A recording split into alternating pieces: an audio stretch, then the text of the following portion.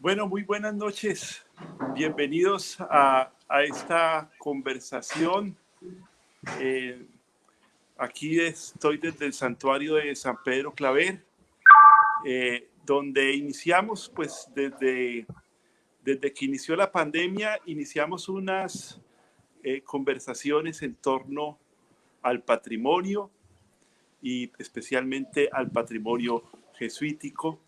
Eh, Estuvimos una noche con la arquitecta Lina Beltrán hablando de nuestro claustro, de este claustro de 400 años y de todo lo que se ha vivido en él, en sus distintas etapas de la historia.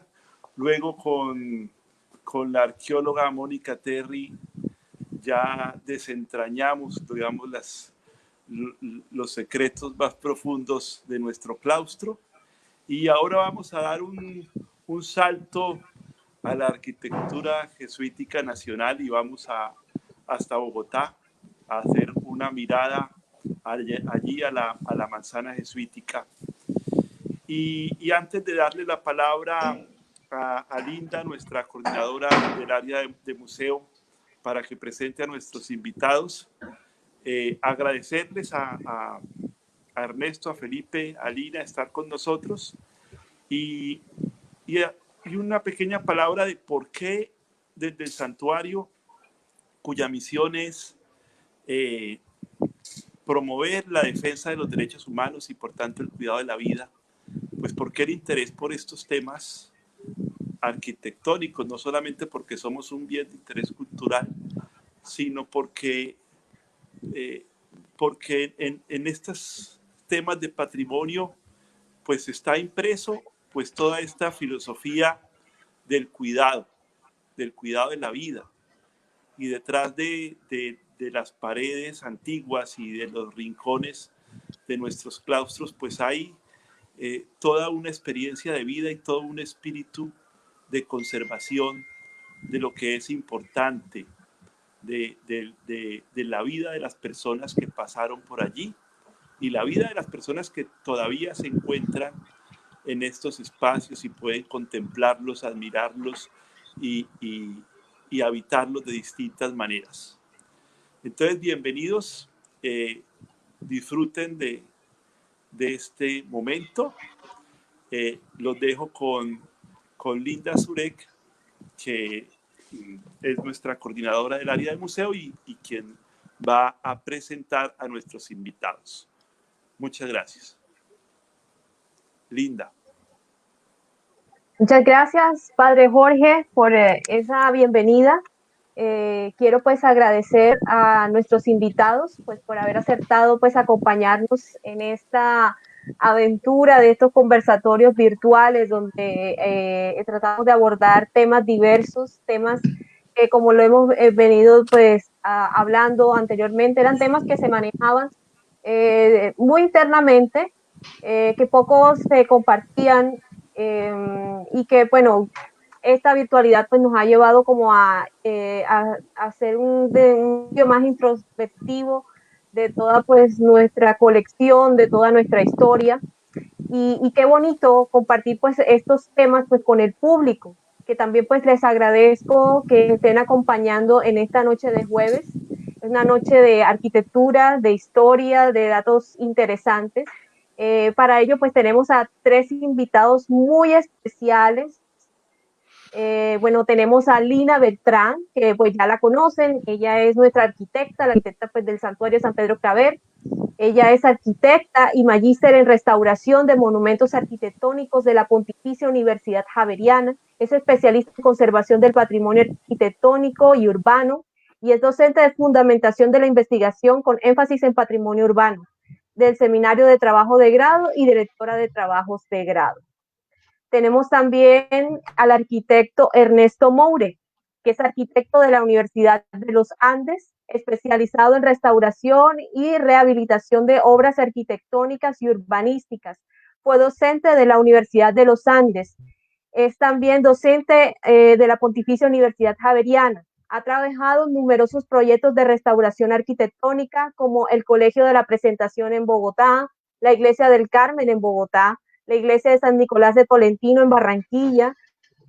También realizó los estudios técnicos y el proyecto de restauración del Museo Colonial y ha sido autor de los libros Repertorio Formal de Arquitectura Doméstica de Cartagena de Indias, Espacios y Formas Residuales, una interpretación del patrimonio construido, Cartagena, Zona Histórica, Análisis Arquitectónico y Reglamentación, entre otras publicaciones y trabajos que ha realizado el arquitecto Moure. Y también nos acompaña Felipe Palacio, que es historiador de la Pontificia Universidad Javeriana, es Bachelor del Royal College of Arts in Industrial and Product Design y es Magister de la University of Arts of London en Narrative Environments. Actualmente es museógrafo de los Museos Colonial y Santa Clara, del Ministerio de Cultura y también es cofundador de COLAB, laboratorio de colaboración que reúne talentos de profesionales de distintas disciplinas para desarrollar proyectos de diseño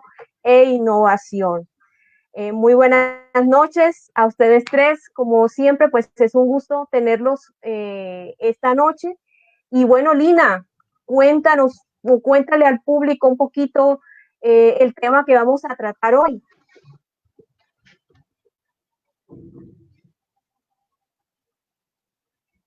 No.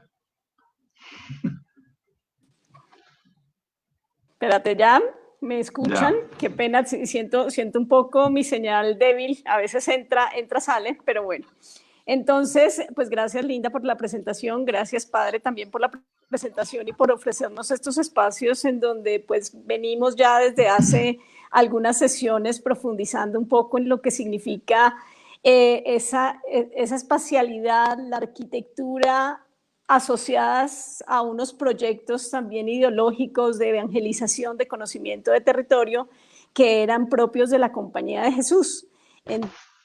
Entonces, pues creo que algunos de nuestros participantes en la sesión de hoy han escuchado también las sesiones que ya hemos abordado desde el monasterio, desde el claustro de San Pedro Claver, todo el trabajo de arqueología también que se hizo en el lugar y lo que estamos ahora trabajando también con Linda es ampliar esa mirada y recorrer en otras ciudades y en otras manzanas, en otras implantaciones, ese marco con el cual los jesuitas también empezaron a explorar el territorio.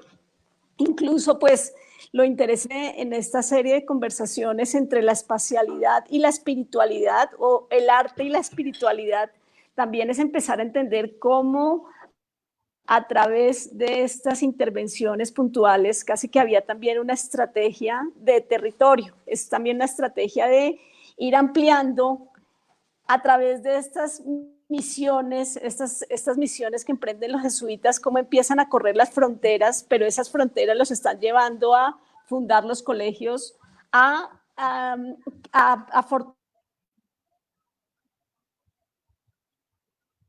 fortalecer unidades productivas como hoy dentro de estructuras también de productividad que tiene la orden, pero también esas haciendas cómo los llevaron a seguir explorando y seguir fundando las misiones en los territorios fronterizos. Y eso es interesante también en ese proyecto de territorialización, pero en ese proyecto también evangélico que tenía la compañía.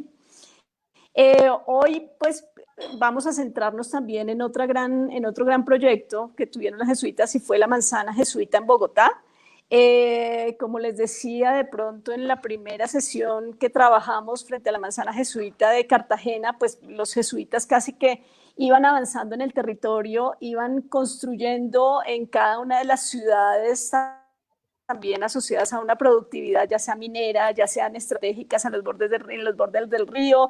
Es así como encontramos manzanas jesuitas en Mompox, en Honda, por poner algunos ejemplos, Pamplona, está la manzana jesuita, y en Bogotá también el caso fue interesante porque en el siglo XVII, en 1610, arrancando el siglo XVII, pues comienzan esas construcciones del proyecto del padre Coluccini, en la cual también la misma manzana, manteniendo el esquema de organización que encontramos en el Santuario San Pedro, de colegio, iglesia, residencia de los religiosos, como estas mismas características las estamos encontrando en Bogotá.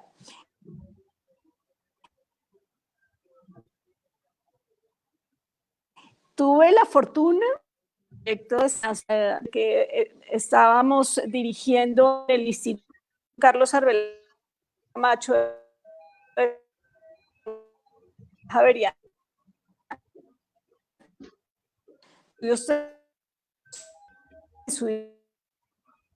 Ernesto pues fue la persona que tuvo los estudios también con el apoyo de la Compañía de Jesús para empezar a hacer las intervenciones en la iglesia. La iglesia pues en Bogotá ya nos profundizará un poco Felipe y Ernesto frente a esa riqueza también que contiene su interior representada en el conjunto de bienes muebles que aún conserva la iglesia, que son todos propios del siglo XVII. Y en ese reconocimiento también del lugar, también cómo encontramos algunas similitudes frente a lo que pasó inicialmente en Cartagena, lo que pasa en Bogotá y lo que seguramente también pasaba en otras ciudades. En ese momento, pues en el momento que la Universidad Javeriana empieza a trabajar en los proyectos de restauración, casi que muy paralelo se hizo San Pedro y San Ignacio, se empezó también a reevaluar la espacialidad misma de la iglesia asociada al Museo de Arte Colonial, y nuestro proyecto inicial, que eran unas obras de intervención de primeros auxilios para la iglesia, terminaron siendo un proyecto a nivel de manzana, en el cual se recoge toda esa tradición también de la orden en el lugar, y en el cual casi que lo que expresamos en la primera conferencia del Museo Santuario de San Pedro, cómo la arquitectura, el urbanismo se convierten en piezas también importantes dentro de un proyecto museográfico en el cual lo que se está mostrando es esa relación en el territorio. Entonces, pues este es como el marco de por qué se inician estos proyectos, por qué llevamos ya casi 2 décadas y creo que esto tampoco finaliza. Llevamos simplemente abordado una parte de esa restauración y ese reconocimiento del lugar. Cada vez se nos empiezan a mezclar más disciplinas. Esto es un proyecto de restauración, arquitectos, pero en el camino ya nos hemos encontrado también con muchos historiadores que pueden ratificar lo que hemos encontrado. Bueno, siguiendo pues un poco con la idea que nos da Lina, sobre pues cómo esta forma pues sistemática de construcción que tiene pues la Compañía de Jesús, no solo en Colombia, de hecho esto es algo que nosotros podemos observar pues casi que en todas las partes del mundo, y es que incluso a veces en el diseño de las iglesias nosotros hemos, pues yo personalmente he hecho el ejercicio de sobreponer un plano sobre otro plano y muchas veces coinciden la espacialidad o la distribución de los espacios entre las iglesias, incluso entre las manzanas jesuíticas. Ellos tienen un sistema pues de construcción, tienen una estrategia de construcción. Entonces quisiera pues darle primero la palabra pues al arquitecto Ernesto Moure, que nos hable un poquito pues sobre esta forma de construcción que tiene pues la Compañía de Jesús. Bueno, buenas noches. Sí, perfectamente. ¿Se me oye bien? Bueno. Nosotros, y al decir nosotros, digo un equipo muy grande de gente, estuvimos estudiando y analizando especialmente todo el conjunto o la manzana jesuítica alrededor de la iglesia de San Ignacio en Bogotá. Trabajamos en este proyecto por cerca de 15 años y terminamos las obras de restauración así, o por lo menos lo que se podía terminar en ese momento hace unos 2 años.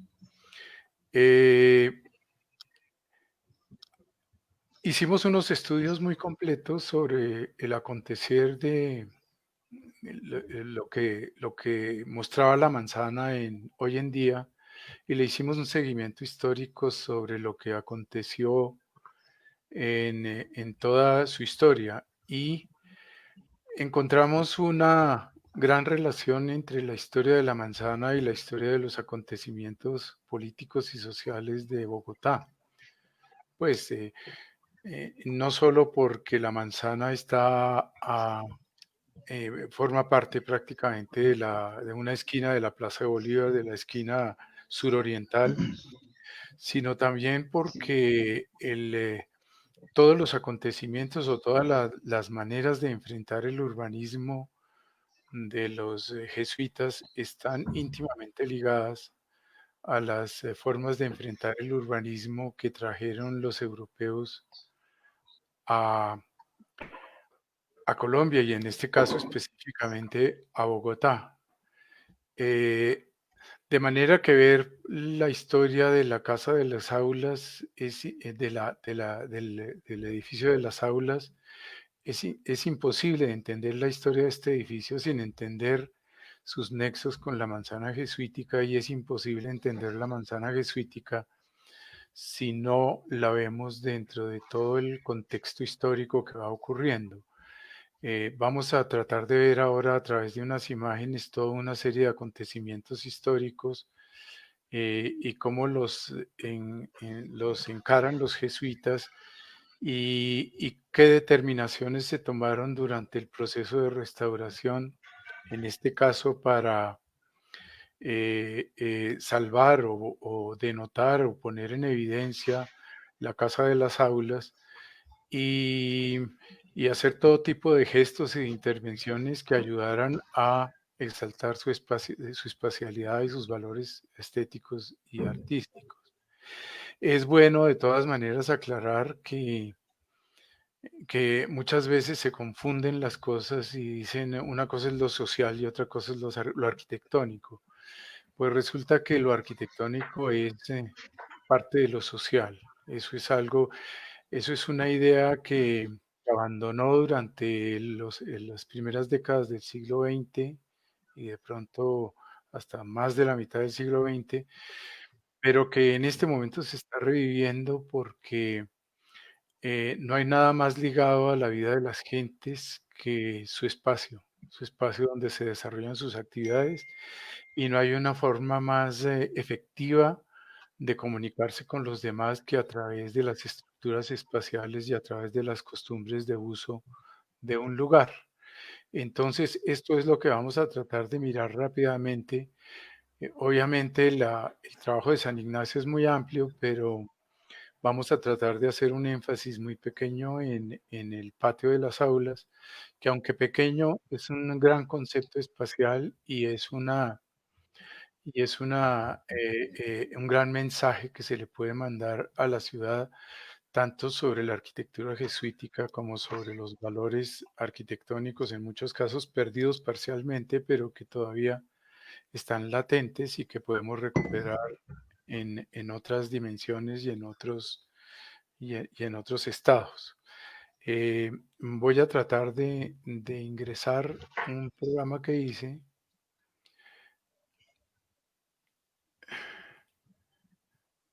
Muy bien, viendo, mientras el arquitecto More nos comparte, él nos va a compartir un poquito, pues para ubicar un poco a nuestro público, que para nuestro público hay mucha gente también de Bogotá, pero también tenemos gente pues, de otras ciudades que les gustaría ver la ubicación de este bien patrimonial, Sí, eso es lo que vamos a ver. que es la que... Ujú. Si logro compartir, pero Exactamente, exactamente, para que la gente pues, pueda un poquito exactamente entender e incluso identificar, de pronto si en sus propias ciudades tienen manzanas jesuíticas, de pronto eso les ayudará a entender un poco la distribución de los espacios, pues como lo concebían los jesuitas en el siglo XVII, ¿no? Primero como con un plano evolutivo, ver pues ese primer plano que hizo el padre Colucci, eh, sobre Coluchiri, perdón, de la manzana jesuítica de Bogotá, que corresponde mucho, de verdad, es que ustedes lo van a ver durante este conversatorio. ¿Mm? ¿cómo hago para Corresponde mucho. compartir? No sé, ya están, no. No logro que... Pues sí, entonces, bueno, eh, ¿Ya ven? compartirnos, tienes el plano, ok, ¿Ya están viéndolo? no, todavía no, acá debe estar cargando, arquitecto.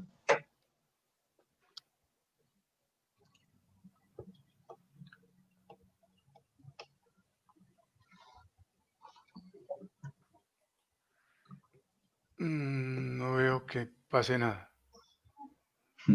Ok. Entonces, Felipe, ¿nos podría entonces colaborar un poco si tienes allí el primer plano pues que tiene esta manzana jesuítica? Sí, claro, yo lo tengo. Ahí está. Vale, Eh, está compartiendo. ¿Quién está? Ya Listo, estoy aquí lo tenemos. compartiendo yo. Yo te lo puse ahí, No, Ernesto, No, mientras. pero sí, todo lo que yo tengo. Pero es que no sé.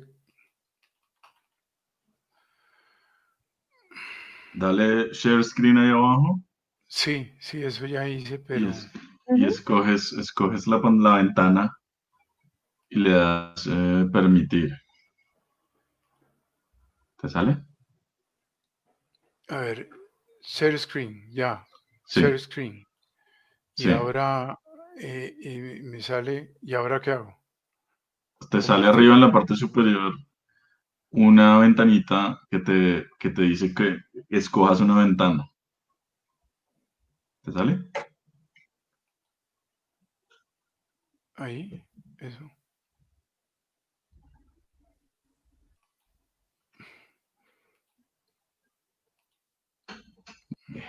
Y ahorita ha funcionado.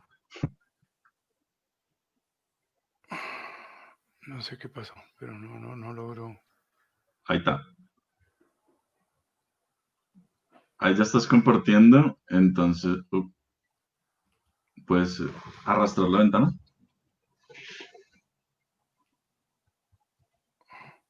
Compartir, ventana AP, tu pantalla completa, ventana AP, ahí. Dale la y pantalla puede darle con completa para... pantalla completa Ujú. para que pueda usted ya manejar exactamente.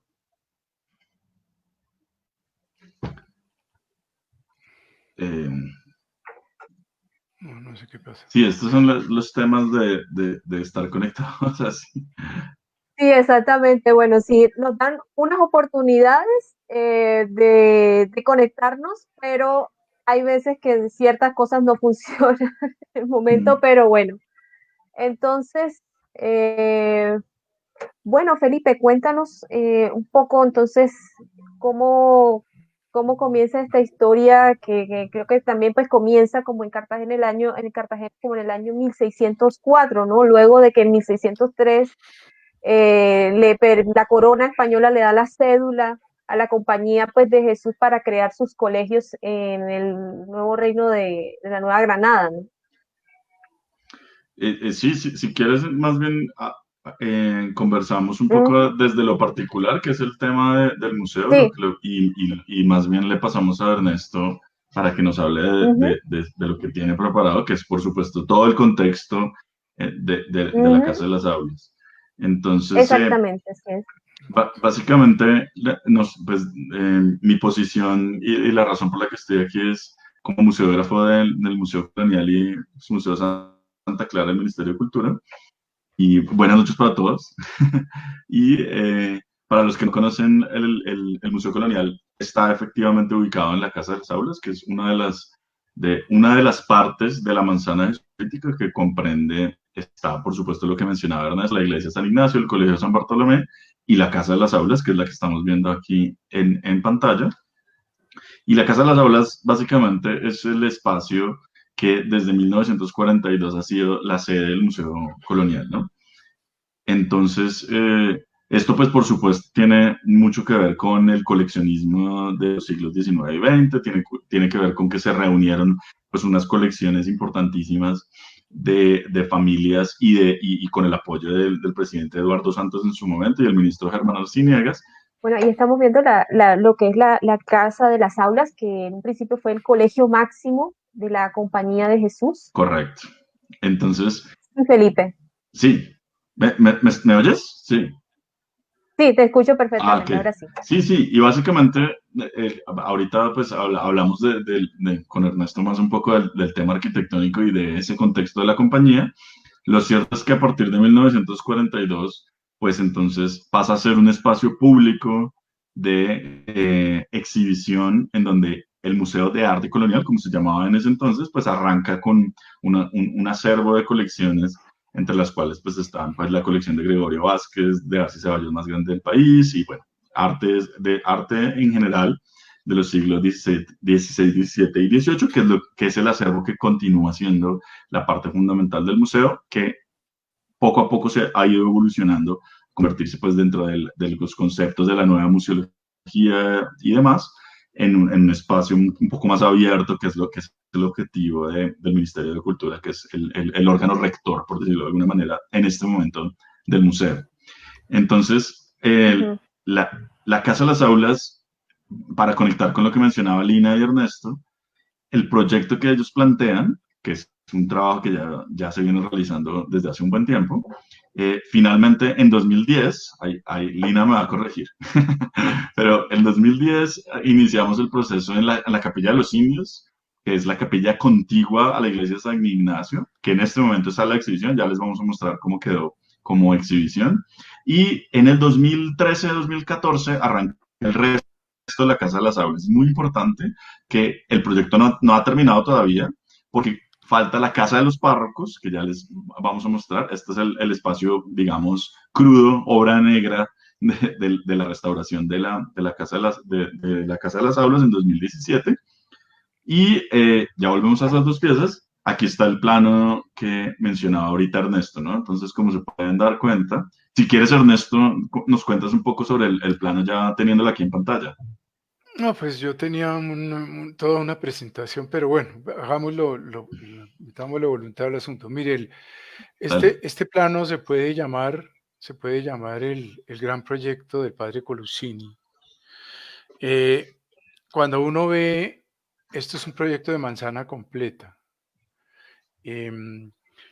No sabemos exactamente qué había cuando llegaron los jesuitas a la manzana, pero se sabe que había una serie de edificaciones y especialmente se sabe que en la zona del patio de las aulas había una serie de edificaciones y por eso la elaboración del conjunto empieza ahí.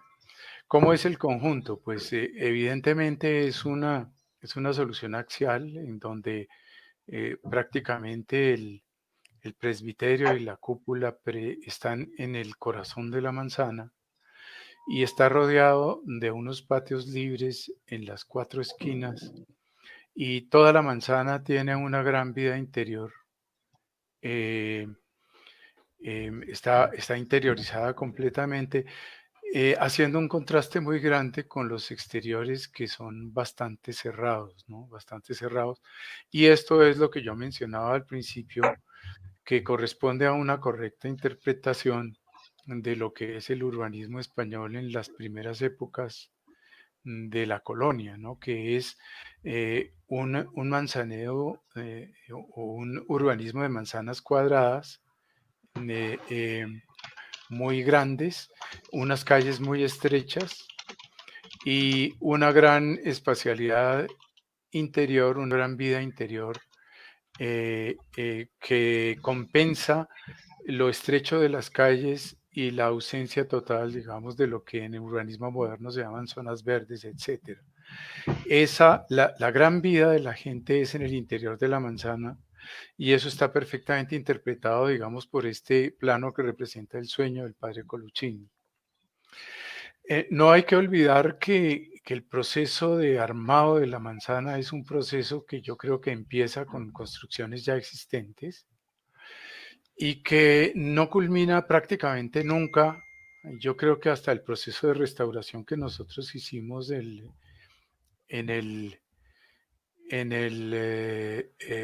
que terminamos en el 2018, es un proceso continuo de reformas, de cambios, de acuerdo con los aconteceres de la sociedad. Este plano no sabemos exactamente si se llegó a cumplir en su totalidad, especialmente toda la zona sur, todo este costado y la zona occidental está completamente transformado hoy en día y especialmente de toda esta zona no se conservan ya ningún vestigio y casi muy pocas, digamos, planos o referencias fotográficas de lo que pudo haber allí. De todas maneras, el sueño del padre Coluccini es hacer todo un mundo jesuítico dentro de esta manzana. Es muy curioso que es la única manzana del centro de Bogotá que tiene este metido, o este atrio, enfrente de la fachada del templo, y que en la manzana del frente, sí, y que en la manzana del frente se repite. Es la única iglesia que tiene un gesto parecido en todas las iglesias coloniales en Bogotá.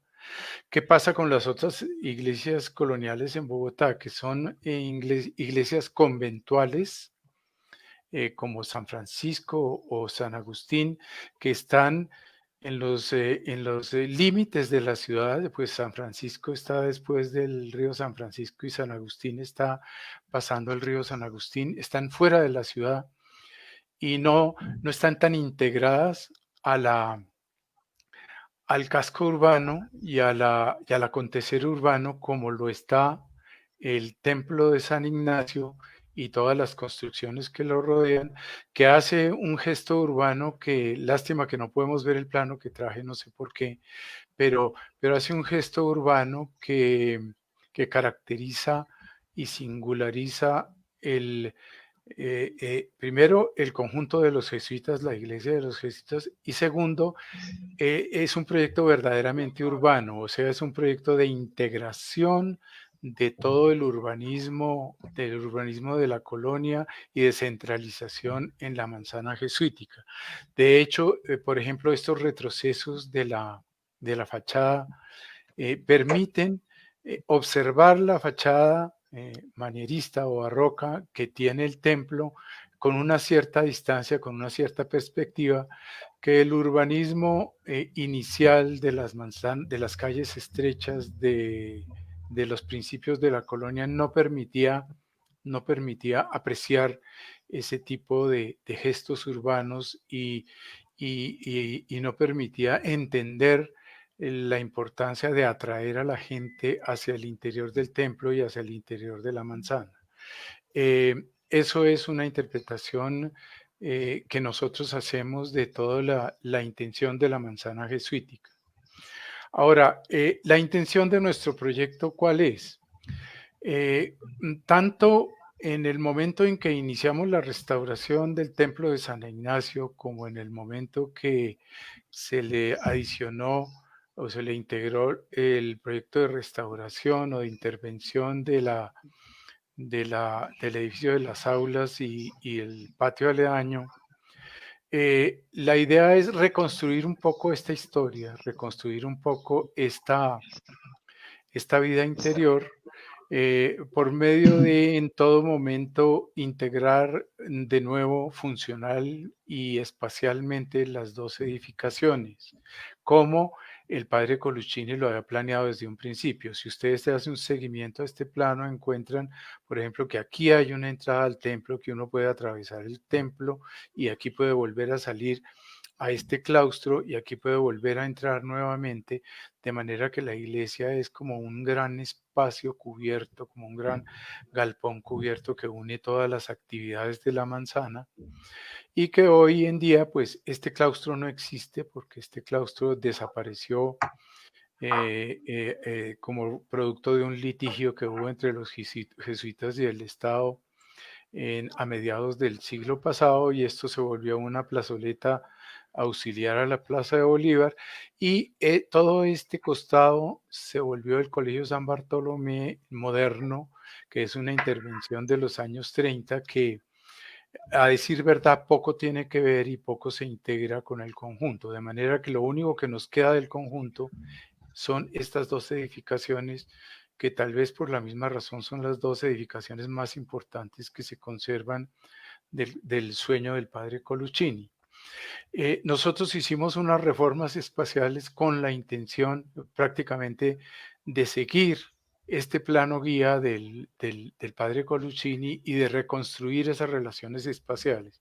Eso nos llevó, por ejemplo, a que despejáramos unas construcciones que había metidas en el patio del museo, que le restaban importancia a la dimensión del patio, y que dejamos planteada la posibilidad de utilizar nuevamente estas puertas, dependiendo ya de unos asuntos de que el Ministerio de Cultura y la comunidad de los jesuitas se pongan de acuerdo para el sueño, por lo menos parcial, del padre Coluccini, que es que esto vuelva otra vez a funcionar como un todo, ya como un todo, hablando desde el punto de vista museístico, pero también que la iglesia siga desempeñando su culto, compartiendo esa doble función cultural como museo y que transmita todo su lenguaje cultural.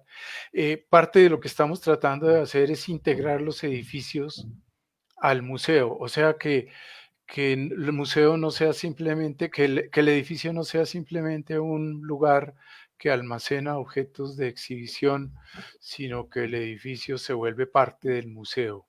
Entender los desarrollos y los detalles de cada uno de los edificios, especialmente del templo, de la Casa de las Aulas, de la Capilla de Indios, etcétera, es parte de las piezas del museo, la parte urbana, digamos, de las piezas del museo, y de esa manera se tiene la vivencia de las piezas que están allí exhibidas y la vivencia de los espacios que hoy en día ya se pueden recorrer y que están en proyecto de reintegrarse nuevamente para el público en general.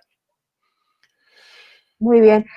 Yo tengo una pregunta que puede pues, responderme cualquiera de los tres y de pronto de que eso ayuda a contextualizar pues al público y es el por qué o cuál era la lógica de la Compañía de Jesús al construir estas manzanas con ciertas unidades.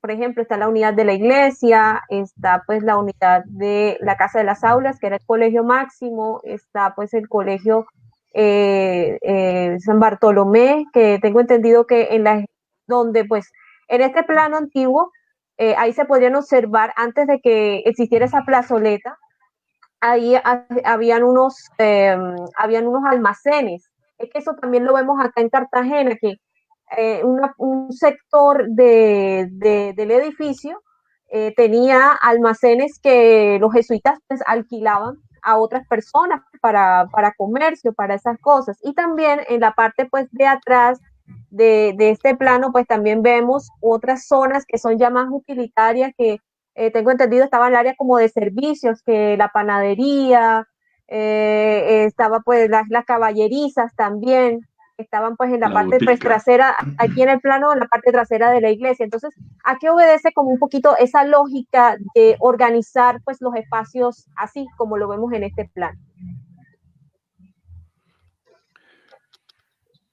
Pues yo diría que un poco ya está dicho, un poco ya está dicho en el sentido de que son lugares para atraer a la gente, y para el intercambio, para la educación, para el intercambio en todos los campos de funcionamiento de la sociedad, desde el intercambio comercial, el intercambio cultural, eh, impartir instrucciones de todo orden a todos los niveles, desde instrucción primaria hasta instrucción secundaria y universidades y universitaria. Es un lugar que en ese sentido tiene mucha similitud en general con la manzana colonial. Es un lugar donde inclusive en un principio se puede tener animales, se puede tener huertos, se puede cultivar algunas cosas, se pueden producir algunas cosas de las que allí se venden o de las que allí se pueden almacenar. Entonces, es es toda una pequeña ciudadela unificada a través del templo que es más que un sitio rígido donde se celebran una liturgia. El templo es un lugar de reunión, un lugar donde converge toda la gente a intercambiar sus ideas y a intercambiar todo lo que le ha acontecido y todo lo que ocurre alrededor, ¿no? En ese sentido es como un resumen Okay. de la ciudad. Exactamente, muy bien, arquitecto Mouret. tengo pues otra inquietud, ya pues ya como irnos también ya un poquito como profundizando pues en el sector de la Casa de las Aulas, porque es que yo le cuento al público que es que la Casa de las Aulas tiene una historia supremamente interesante, ha tenido una evolución histórica, pues que tiene muchas curiosidades, ¿no? Tiene muchas primeras veces sucedieron allí en esa causa de las aulas, o sea, que fue pues testigo, como pues lo hemos dicho en las invitaciones pues a este conversatorio, que fue testigo pues de muchos hechos, no solamente históricos de Bogotá, sino históricos pues de toda la nación, de lo que es ahora pues el territorio colombiano. Felipe, cuéntanos un poquito esa historia evolutiva que tuvo el uso de la Casa de las Aulas. Sí, pues conectando con lo que menciona Ernesto, y es que la ubicación de la Casa de las Aulas, es, además de estratégica, pues evidentemente es testigo de los acontecimientos de lo que ocurre precisamente en la construcción de la nación alrededor del centro de Bogotá, que es la capital pues del Virreinato de la Nueva Granada por una parte, y luego pues de la naciente nación colombiana. Entonces, sin duda la Casa de las Aulas pues tiene que ver con ambas cosas, ¿no? Y en ese sentido tiene que ver también, además del aporte de la Compañía de Jesús como Pontificia Universidad Javeriana, como sede pues de ese colegio máximo, que es el trabajo universitario que mencionaba ahorita Ernesto, cuando la Compañía de Jesús es expulsada a finales del siglo XVIII y la Casa de las Aulas, digamos, y es la manzana en general, se ve, digamos que en manos de ese proceso de la nación naciente, pues se ve sin duda involucrada pues, en los acontecimientos de la nación, como por ejemplo la firma la firma de la Constitución de las primeras, una de las, pues, se firmó muchas veces, ¿no? Pero uno de los actos oficiales de la firma de la nación colombiana, presidida por Antonio Nariño, ocurre precisamente en la Casa de las Aulas. Digamos que el evento de lanzamiento del himno nacional como himno oficial ocurre también en la Casa de las Aulas.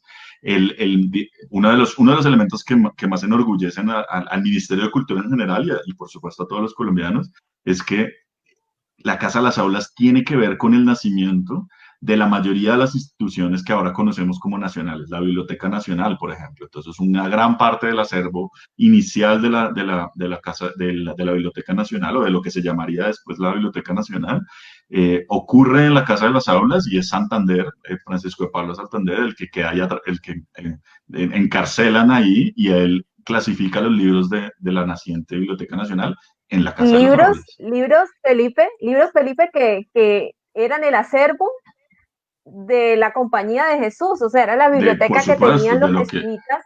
Con eso, o sea, con ese primer insumo, exactamente, es que nace la Biblioteca Nacional, ¿no? Y el Museo Nacional, efectivamente, una parte de la colección, digamos que de los elementos nacientes del Museo Nacional ocurren también en la Casa de las Aulas durante el siglo XIX, para después irse después de varias colecciones alternas, ir a reunirse en el edificio del Panóptico, que es el que lo recoge hoy en día, pero sin duda una parte de la colección estuvo en el Museo Nacional, perdón, en la Casa de las Aulas, y se nombró Museo Nacional como una de sus sedes en la Casa de las Aulas también. Esta imagen que vemos ahí, que sin duda pues es uno de los íconos, no solamente de la historia del arte, sino de uno de los íconos urbanos, ¿no? Arquitectos, y es por supuesto el Mono de la Pila, ¿no? Que es uno de los elementos arquitectónicos más importantes, no solamente porque es en sí mismo, pues es una de las referentes culturales, artísticos más grandes y digamos que más importantes que tenemos, sino porque urbanísticamente, perdón, fue la fuente que estuvo en la Plaza Mayor durante el periodo colonial y terminó además de sus adiciones, que tú las puedes ver ahí con los escudos de los virreyes que se fueron adicionando, termina en el patio central de la Casa de las Aulas, patio que Ernesto ahorita nos estaba comentando, que si ustedes ven, lo que está detrás es precisamente la iglesia de San Ignacio, ¿sí? Y rescato... Dale, Ernesto. No, esta portada es que es buenísima, no está actualmente en el sitio que debería estar. Si tú me muestras la planta otra vez, te muestro unos detalles. Dale. Bueno, sí. Si uno estudia esta planta, encuentra que la entrada es lateral. La entrada no Correcto. está por el eje del espacio como está hoy en día, sino es lateral. ¿Qué indica eso?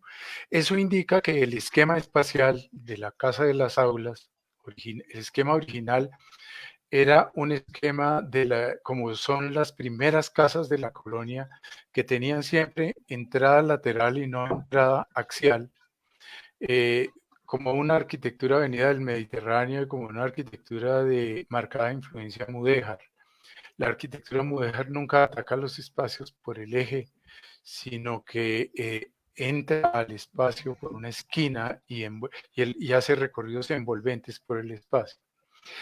El hecho de que en algún momento durante el siglo XVIII, como ocurre con la mayoría de las casonas de Bogotá, se traslada la entrada desde el punto donde está en este momento exactamente al eje del patio, al lado del Correcto. muro que se ve ahí más o menos en la Aquí. mitad del patio. Ese muro existe exactamente. Ahí es la Es, entrada actual al museo. Eso es un gesto ya eh, eh, neoclásico, es un gesto de influencia neoclásica, y esto tiene una importancia cultural grandísima porque es la influencia de la democracia, la influencia de la libertad en la arquitectura. Se adoptan los esquemas clásicos de la arquitectura como símbolo de la democracia griega y del republicanismo. Es un símbolo de respuesta contra el absolutismo, contra todo ese tipo de actitudes que encuentra en el neoclásico toda su forma de expresión, y eso es un hecho muy importante. Entonces esa portada es trasladada desde el costado que vemos hasta el eje del patio, ujú. y empieza a circularse de una manera axial, rompiendo, digamos, el esquema original de la casa. Esos son hechos muy importantes. Por ejemplo, la misma cúpula de San Ignacio. Si nosotros miramos el dibujo de la derecha en la pantalla, donde vemos el esquema del corte de la iglesia de San Ignacio, vemos que todavía no tiene cúpula expresada exteriormente. Es una cúpula interna de media naranja, que no se expresa exteriormente porque está cubierta tiene una cubierta de teja de barro común y corriente, que no expresa la fórmula de la forma de la cúpula en su exterior. La iglesia de San Ignacio que vemos hoy en día ya está influenciada también por el nuevo espíritu del neoclásico, y ya se expresa toda la forma de cúpula, inclusive de una manera muchísimo más alta de Mm. cómo el padre Coluccini la había diseñado en este esquema. Inclusive puede lucir hasta desproporcionada porque es casi la iglesia más alta en la zona del presbiterio que larga en la zona de la nave. Curiosamente, lo mismo vamos a encontrar en San Pedro en Cartagena, ¿no?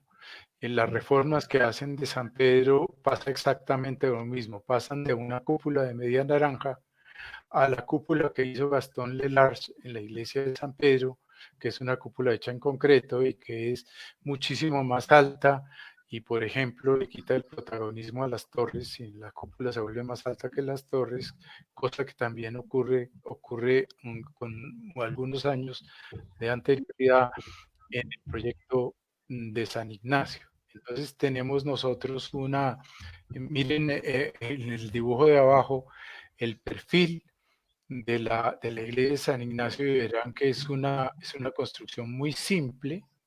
No tiene cúpula todavía en el exterior, y es una construcción que todavía recuerda los primeros periodos de la colonia.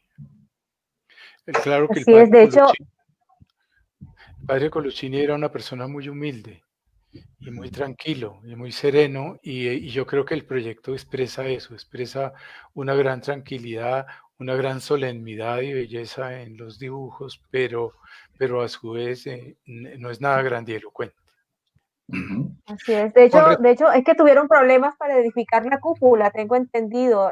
la Todavía en cúpula, el 1610 tuvieron sí, problemas y esa cúpula se cayó 4 veces cada vez que la querían edificar, más grande. así es, y cada vez la edificaban más grande y se volvía a caer. La única cúpula, esperamos nosotros que con la intervención que hicimos hace unos años no estemos preparados para la sexta vez, pero, pero, pero la cúpula de San Ignacio, sí, es interesante ver el patio, la fotografía del patio que pasaste hace un Ahí está, momento. ahí está. Mire, este lenguaje, este lenguaje Ujú, nosotros también encontramos que no era el lenguaje original que había propuesto el padre Coluccini. ujú, El padre Coluccini había propuesto unos postes en madera de una arquitectura muy sencilla. Esta arcada con estas columnas toscanas también forma parte del repertorio formal que en algún momento del siglo XVIII se introdujo tanto el templo en su cúpula como en la fachada del templo y también en la fachada interna del patio con esta arcada. Nosotros hicimos unos apiques arqueológicos alrededor de estas columnas y encontramos que la fábrica de los apoyos de las columnas es relativamente reciente, no pertenece, digamos, a las ujú. primeras épocas de construcción de la casa de aulas. Del mismo modo, aquí esta foto que está tomada desde la escalera, la primera Ujú. casa de aulas tenía un solo piso. En el plano que no pudimos ver, se ve cómo, y si volvemos a poner el plano se puede explicar un poquito, se ve Dale. en este punto, en el punto donde está la unión el hall de unión entre entre la capilla de indios y el hall Aquí. de la casa de las aulas, ahí se edificó la escalera, que inclusive la mitad de la escalera invade el corredor que estamos señalando en este momento. Y nosotros hicimos también a piques debajo de la escalera y encontramos un piso similar al piso del patio, de manera que más o Ujú, menos la ciencia nos ayuda a corroborar lo que les estamos diciendo.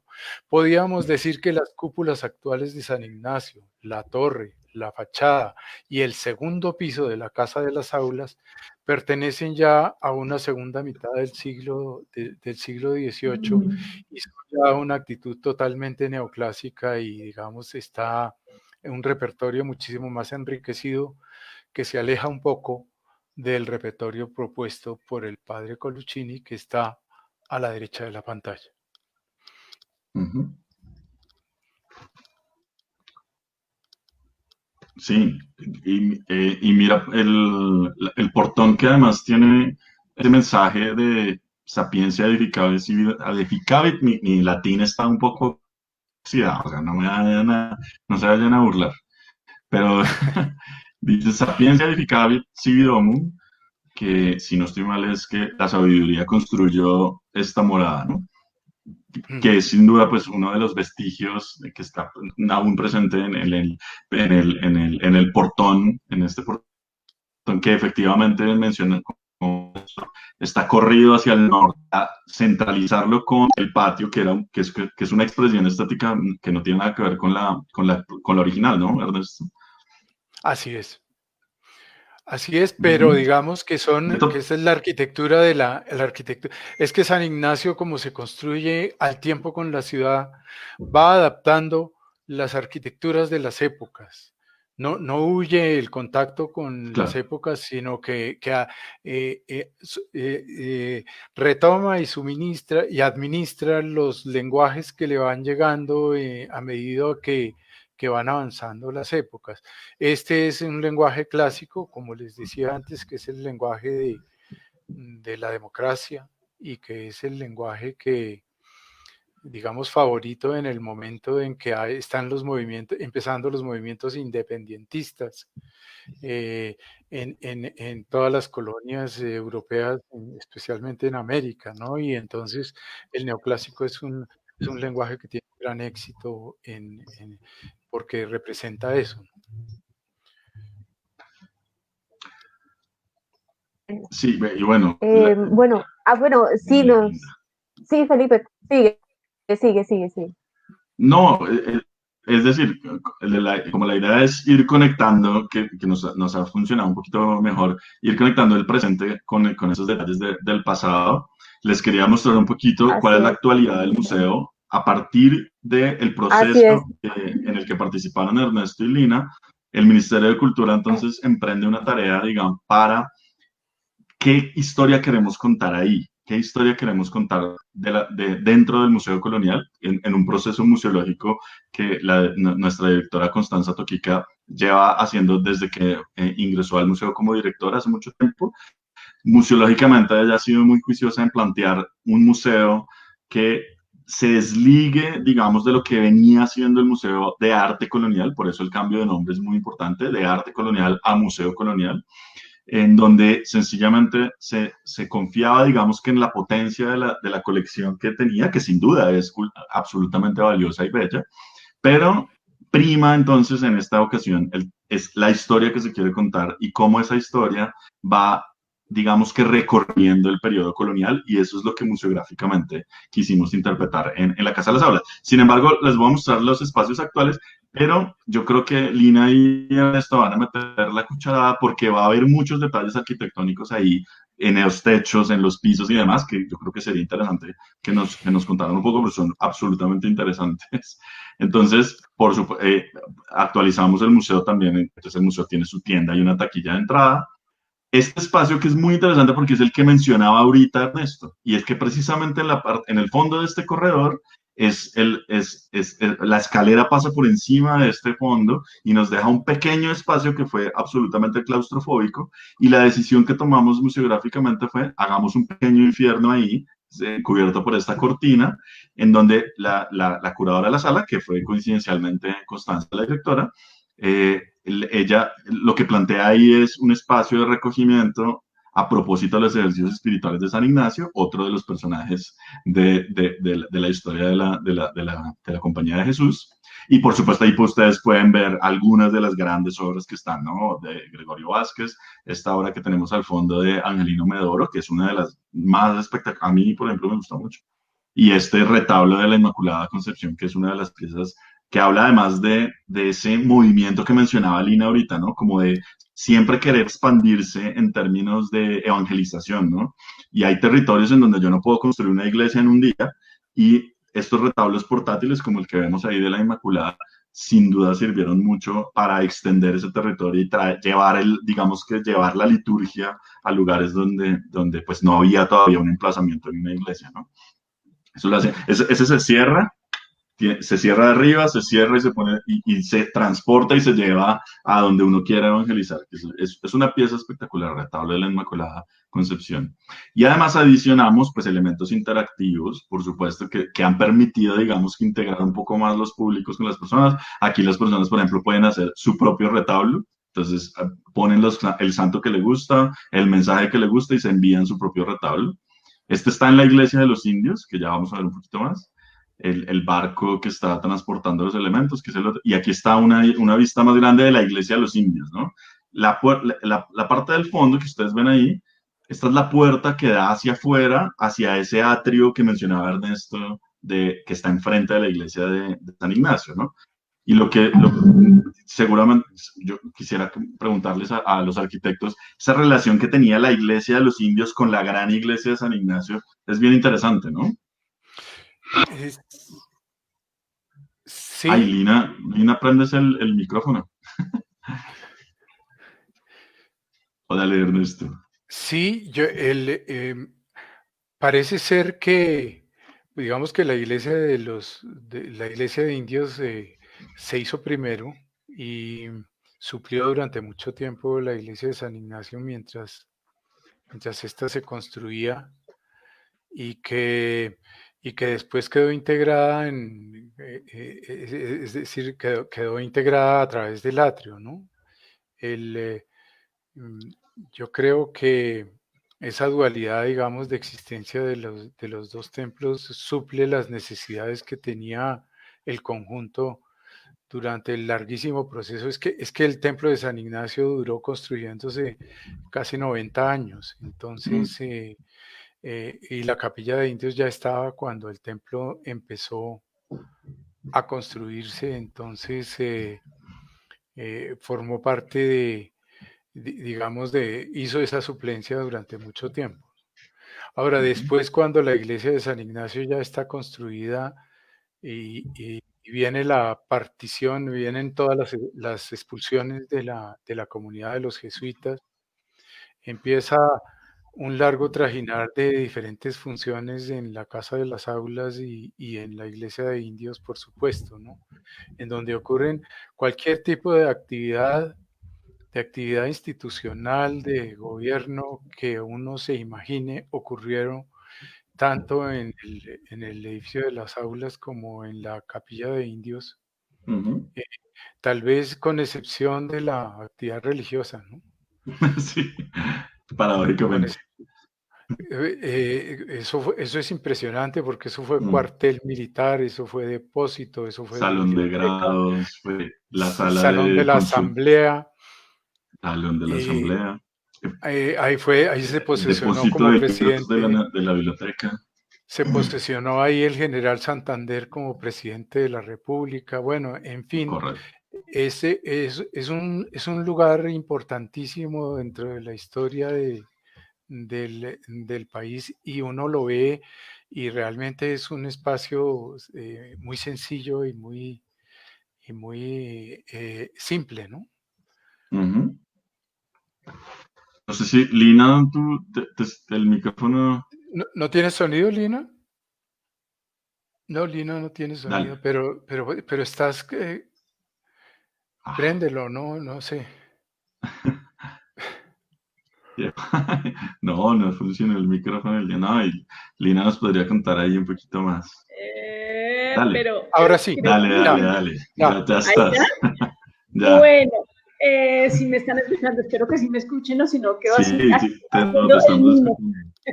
No, algo que me parece importante con lo que acaban de decir ustedes dos, Felipe y Ernesto, es que el arte también es tan importante en ese sentido de evangelización de la orden, que además de las pinturas o estos tabernáculos o retablos portátiles que se van llevando en estas doctrinas que también van avanzando en el territorio, se complementan también con esa decoración interior. En San Ignacio, además de todas las pinturas de Gregorio Vázquez, de Baltasar de Figueroa, de todos los artistas que colaboraron con el lugar, está también toda la ebanistería, todo el trabajo de carpintería, que además se vuelve como en el modo de pensar de los jesuitas, alabar a Dios a través del trabajo. Entonces, casi que la extensión de la pintura se vuelve también estos ornamentos, esta decoración que de las bóvedas, de la yesería,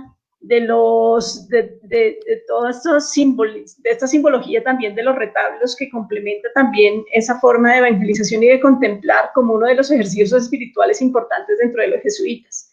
Entonces, por eso también es importante esa intención de unir el templo y el museo, porque cuando uno ve las pinturas colgadas en lienzo y se acerca a la iglesia y ve la decoración de los cielos rasos y ve todo el trabajo, incluso en los pisos, complementa, y más aún en la capilla de Santiago Páramo, complementa también esa visión que se tiene frente a el trabajo que exalta esa doctrina que tiene la orden, y que como ustedes también apuntaban, va avanzando en el territorio hasta llegar incluso a las misiones y hasta llegar también a la producción de objetos que tienen un significado lo suficientemente relevante, pues, para el quehacer, que nos van dejando también huellas en todo el espacio.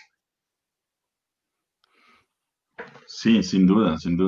Ernesto, dale, es complementar. Sí, dale. Sí, es que otra cosa importante, sobre todo con la mayoría de las obras que estamos viendo, y no es una crítica, es que están fuera de contexto, en el sentido de que la relación obra pictórica-espacio, especialmente en la arquitectura religiosa, es muy importante, ¿no? Es muy importante la funcionalidad de cada obra dentro de... Cada obra está pensada para un espacio y cada espacio está pensado para albergar unas obras. En toda la arquitectura colonial, la, la arquitectura no se puede desprender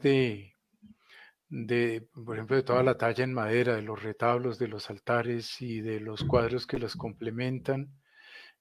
Forma una parte integral, ¿no? Es como la piel de la arquitectura, hay que mirarlo así. Y la arquitectura no adquiere sentido sino hasta que tiene todos esos elementos colgados y resume todos los contenidos que tienen los cuadros y que tienen las obras, ¿no?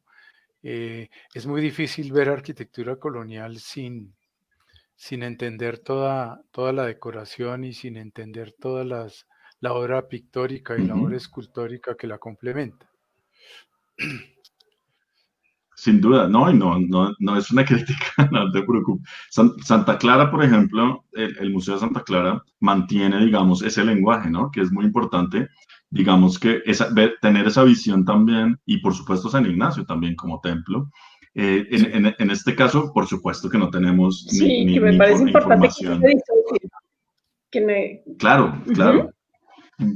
Ahora, ¿qué interpretamos nosotros en esta sala? Que queríamos hablar del viaje al nuevo mundo, ¿no? Es decir, por supuesto que es una implantación de un tema sobre un espacio, sin duda, pero digamos que museológicamente lo que queríamos interpretar en la Capilla de Indios, en la sala 2 del Museo Colonial, que es la que estamos viendo aquí, es que la influencia europea sobre la construcción de esos elementos de arte es tan variopinta y no solamente europea, como se pueden dar cuenta en ese islote central, en donde también hay una influencia asiática, donde hay unos marfiles preciosos ahí también, ese reloj que está ahí, que es una de mis piezas favoritas, el cual además tuve el honor de hacerle una pequeña investigación, es una de las piezas absolutamente fantásticas del Museo Colonial. Y por supuesto que aquí lo que hay es una interpretación que sin duda está, digamos que, alrededor de o alrededor del espacio de la Capilla de Indios, que tiene otra función que no es, por supuesto, esta, ¿no? No es la de exhibir de ninguna manera, pero que tiene además unos elementos, digamos, en su cúpula, lo que decía Ernesto ahorita, ¿no? La cúpula, el espacio tan sencillo de la Capilla de Indios que, sin embargo, funcionó muchísimo más y de mejor manera, de alguna manera, que el grande que tuvieron que esperar pues, los habitantes de la Corte Montaña. Mucha gente se murió y la iglesia nunca abrió. Entonces, aquí era donde el espacio donde digamos que el más funcional de todos y lo continúa haciendo en el Museo Colonial, que es algo que vale la pena resaltar. Arriba en el segundo piso, entonces tenemos las salas de exhibición en donde ustedes pueden ver ahí digamos que la reinterpretación arquitectónica en dos niveles, ¿no? Está el gris, las columnas grises son las impuestas, digamos que en el proceso de restauración y de reestructuración que culmina en el 2017, que es para actualizar la norma técnica, sismoresistencia y todo esto, pero dejamos descubiertas las que se pueden ver ahí, que son las reinterpretaciones que mencionaba Ernesto ahorita, posteriores a la implantación del siglo XVII, ¿no? Yo aquí, digamos que dale. Yo aquí quiero hacer una interpelación sobre todo por lo que acabas de mencionar de la parte de la sismoresistencia. Resulta que la sismoresistencia tiene modas.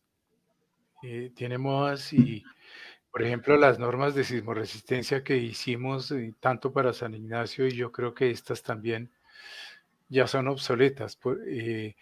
La norma que regía para estos momentos era una norma que combatía las construcciones en mampostería como construcciones prohibidas por digamos, dentro de los estándares de seguridad de sismoresistencia. Hoy en día eso está superado.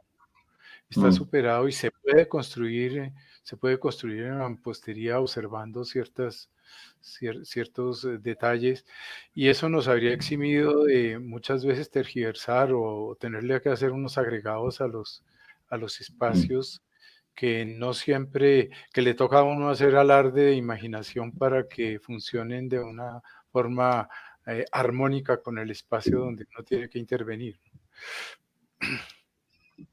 Sí, y mira, si quieres, seguimos viendo. Toda esta parte del segundo piso. Aquí están los marqueses, también una de Joaquín Gutiérrez, otro de los grandes artistas del periodo colonial, sin lugar a dudas. Una de las, y esta marquesa, que es también una de las obras maestras del museo, poco comunes como ninguna, ¿no? Esta obra, este par de obras que son una pareja increíble. Está también Pedro Labori en el tema de escultura. No olvidar tampoco el tema, Lina lo mencionaba también, ¿no? No solamente como lo grandioso es lo que más aparece, por supuesto que hay un trabajo, digamos que una valoración del trabajo. Y súmale también otro componente que es la música, ¿no? Y también. Música también en el espacio, lo hablábamos pues, en San Ignacio, que tenemos el órgano funcionando, el órgano del templo de San Ignacio, y también el órgano de la capilla de Santiago Páramo. La música también se enmarca dentro de esa espiritualidad a través del arte que tiene lugar. Entonces, ahora que muestras como esos dobles espacios sin el reforzamiento o algo, pues te dan también unas tonalidades y unas vivencias que te ayudan también a cualificar esos espacios. Y es casi que toda una experiencia sensorial alrededor del arte, la música, estos lienzos, los objetos que se complementan muy bien en esa manzana. Sin duda, sí. Y otras técnicas, ¿no? Sí, así es. Es un recorrido pues muy interesante que pues museográficamente pues hablando crea esa experiencia, ¿no? Que eso es lo que busca pues es el fin de la museografía, que es no solamente trabajar en pro pues de las obras, de resaltar las obras que se están exhibiendo, de esa curaduría que se está haciendo, sino también de crear esa sensación, esa experiencia pues para el público. Y qué bonito en estos espacios históricos que esas experiencias pues lleven al público a viajar en el tiempo, ¿no? Que el hecho pues de mantener, por ejemplo, el tema pues de las vigas, que estén pues a la vista, eso es muy importante porque es que le permite al público ellos mismos tener una interpretación pues del espacio en el que están, ¿no? Entonces pues es algo pues muy interesante, pues a mí, bueno, y a mí me gustaría como que también irle dando espacio al público, claro, dale. Que de pronto ellos tienen dudas, tienen de pronto pues sus propias pues preguntas pues al respecto pues de la historia Claro. de estos espacios o de la historia constructiva pues de estos espacios. Entonces pues empecemos a ver de pronto algunas preguntas que tiene el público pues para los invitados. Bueno, aquí tenemos Luz Marina Tovar, muy interesante. Hemos venido siguiendo sus charlas. Tienes más fans que preguntas. Sí. Pero eso es muy bueno, eso es muy bonito, ¿no? No, eso está muy bien. Bueno, mira, interesante los usos que le dieron las casas. Iba a mencionar algo de ese último espacio, mientras tanto, Linda, si quieres, es el tema de la pintura mural, ¿no? Lina. El tema de la pintura mural presente en todo este conjunto, que es bien interesante. Y es que, sí, toda la ornamentación, algo también, la misma manzana en uno de los sitios estratégicos de la ciudad es también muy de esas manzanas jesuitas que se reconocen en el país, ¿no? Bueno, en todas sus fundaciones, casi que si uno estás en Bogotá, estás muy cerca de los centros de poder. En Cartagena, pues arrancan los jesuitas casi que en la Plaza Mayor y después se trasladan como a donde están ahora, pero si vemos la de Pasto, que es otra que también hemos trabajado muy cerca también a los sitios de poder, a los sitios emblemáticos. Creo que la localización tiene algo que ver como con esa estructura, esa estrategia de colonización del territorio, de implantación en el territorio.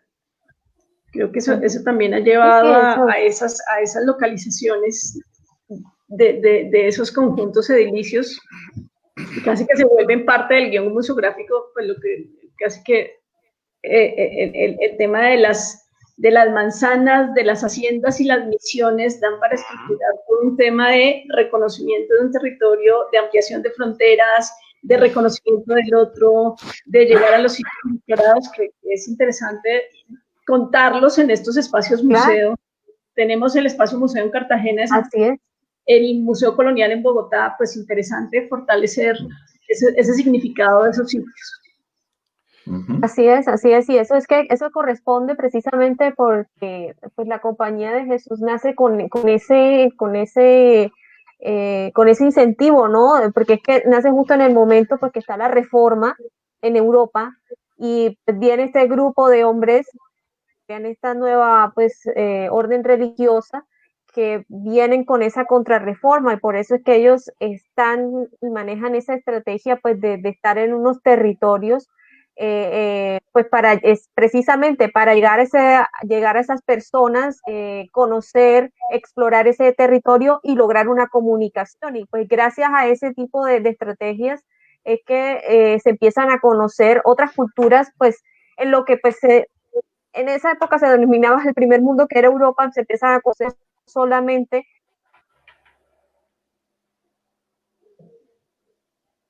textos, hay ese intercambio cultural y eso pues la Compañía pues de Jesús lo logra, ¿no? Y por eso es que es importante todos estos legados constructivos porque son lo que dan fe precisamente de ese intercambio y es un poquito como retomando pues las palabras del arquitecto Moure de que la arquitectura no es solamente una cosa pues muerta que se construye pues para algo, sino que en realidad está pues al servicio pues pues al servicio pues de estas funciones humanas, ¿no? De este intercambio cultural, ¿no?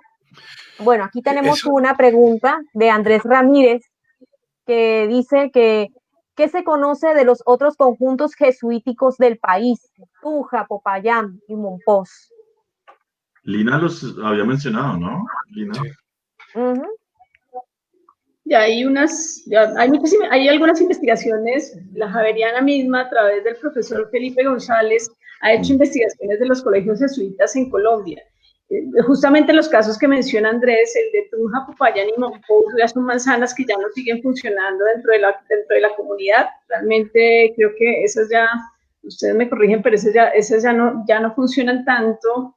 En momentos de la expropiación, la devolución ya nos volvió a ser en manos de los jesuitas. Yo tengo conocimiento por lo que hemos trabajado de la de Pasto, que sigue funcionando de la misma manera de colegio, que es el Colegio Javeriano de Pasto, la iglesia Cristo Rey. Está Pamplona, creo que también ya desapareció, ¿no? Alguien del público escribía desde Pamplona, creo que en Pamplona se volvió la plaza de mercado, el sitio de la manzana original de los jesuitas. Sí, había en el público nos puede contar. Dale, Sí. esto sobre Mompox. No, que en Mompox se volvió parte de la alcaldía y parte de... y lo mismo que en Bogotá, el edificio se tergiversó totalmente. Es muy paradójico que siendo la comunidad de los jesuitas la más involucrada, o de pronto como consecuencia de ello, la más involucrada con la vida cotidiana de las gentes, la que tiene como propósito atender lo cotidiano, es justamente la que en algún momento de nuestra historia ha tenido más conflictos en bastantes momentos con el Estado, con gobernantes, y han sido expropiados continuamente y al devolverles no les devuelven completo nada y los edificios cuando les devuelven los edificios se han perdido la mitad. El caso de Bogotá que yo les explicaba con la pérdida, por ejemplo, de la parte baja del claustro en la esquina de la Plaza de Bolívar, es típico. De hecho, hoy en día todavía son distintos, pues todavía el museo colonial es de la nación y la iglesia es de los jesuitas, ¿no? Es decir, todavía el litigio en forma pacífica hoy en día, pero continúa, digamos que teóricamente continúa en este momento porque no se ha logrado todavía reconstruir eso, reconstruir digamos, la relación entre los edificios, que es además una forma natural de existir los edificios, ¿no? Hasta que no se reconstruya la relación entre los edificios, ninguno de los edificios va a funcionar bien. Y eso, digamos, es aplicable casi a todo el barrio de la Candelaria y a todos los barrios que todavía quedan estructuras coloniales. Mientras no se reconstruya un interior, mientras no se reconstruya la vida interior de las manzanas, es muy difícil reconstruir la vida en general de estos lugares. Y Ernesto, ahí te están preguntando, ya que hablas del tema de San Carlos, la manzana contigua, que también tiene el mismo problema, que fue planteada como colegio, como tal, y ahorita es la Cancillería en su totalidad, además, ¿no? La totalidad Sí. del espacio. ¿Por ahí hay una pregunta de San Carlos, Linda? Sí, sí, es de Nicolás Campo. Dice, ¿hubo alguna relación entre el edificio de las aulas con el actual Palacio de San Carlos? Ahí para conectar con lo que decías, Ernesto. Sí, exactamente, así es. El Palacio de San Carlos fue donde empezó, me parece que el colegio, Lina, me corriges si... Sí, había una parte del colegio en el Palacio. Palacio, Sí. mientras adecuaban y construían la Casa de las Aulas, funcionó el Palacio de San Carlos. Y cuando terminaron la Casa de las Aulas, abandonaron el Palacio de San Carlos, que quién sabe cómo era.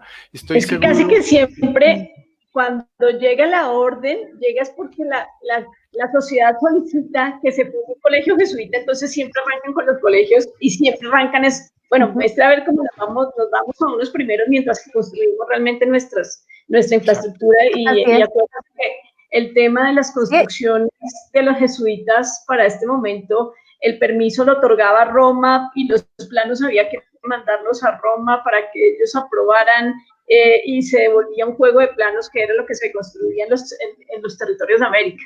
Entonces, pues claro, el orden es que primero piden que lleguen los jesuitas por los colegios, ellos llegan, toman en arriendos o cogen las primeras casas y después es cuando empiezan a construir ya las obras dentro del lugar. Así es, esa misma situación se repite incluso en Cartagena, ¿no? También. Sí, conectando con lo que menciona Lina, para responder a otra pregunta, y es que ¿qué se puede leer sobre el asunto, no? Y es que lo que dice Lina es muy interesante porque el libro que se llama Desde Roma por Sevilla hasta el Nuevo Reino de Granada, no solamente es el catálogo de una exposición que se realizó en el Museo Colonial con la Compañía de Jesús, uno de los pocos ejercicios, digamos, de lo que mencionaba Ernesto, entre el Estado y la compañía, en donde se ponen de acuerdo. Eso fue una exhibición en el 2005, de donde está ese catálogo, que le recomendamos mucho ese libro, Desde Roma por Sevilla, pero que habla de lo que está mencionando Lina, y es que el permiso arranca en Roma, tiene toda una travesía, y en ese contexto pasan un montón de cosas, ¿no? Sí, se supone que por allá en la Universidad Gregoriana, siendo como el primer bastión de los colegios jesuitas, debe estar ese archivo de todos los proyectos que se construyeron en América, porque se supone que allá quedaba la copia y mandaban los planos. Al principio de eso era el mismo Ignacio de Loyola quien revisaba los planos de cada colegio. Obviamente que entre pues más ya iba creciendo pues esta, como dice pues mi maestra Moraima Clavijo, que por ahí está conectada, esa geofagia de los jesuitas, pues ya él iba delegando y se van creando también estas estructuras pues sí, algo burocrático de aprobación de los planos, que si cumplen pues las normas estratégicas de la compañía, en fin, todo eso, pero en principio sí, el mismo San Ignacio de Loyola era quien hacía revisión pues de estos planos de construcción. Pero fíjense una cosa que uno no sabe quién cambió los planos del padre Coluccini. porque lo que está construido en este momento no coincide exactamente con los planos del padre. Y desde luego el padre se murió sin ver terminada la obra, pues él se murió como en el 40, creo, Sí. y la obra se termina muchísimos años después. Pero no hay un recuento exacto de quién es el culpable de haber cambiado los planos del padre Coluccini. Porque si uno compara el plano que hemos estado analizando hoy con la iglesia de San Ignacio actual, uno dice, hay cosas muy distintas. Un detalle, por ejemplo, hay unas ventanas que dan contra el, si podemos otra vez poner ese plano, hay unas Dame un ventanas segundo. hay unas ventanas que dan contra el patio, que fue lo que a nosotros nos sirvió de guía para restablecer esa que no se sabe en qué momento las taparon. Mire, exacto. ¿Tú dices cuáles? ¿Estas? Aquí hay 3 capillas, ¿no? Que dan contra el patio. Sí. Ahí, al fondo de las capillas se ven unas ventanas. Pues esas ventanas nosotros las encontramos. Son unas ventanas altas, sí. Pero hoy en día los retablos tapan las ventanas. Porque porque los retablos originales estaban colocados, digamos, dándole la espalda al altar principal. Aquí, y en algún momento de la historia los pusieron contra las ventanas y abrieron las naves laterales. La iglesia de San Ignacio originalmente era una iglesia de una sola nave con capillas laterales.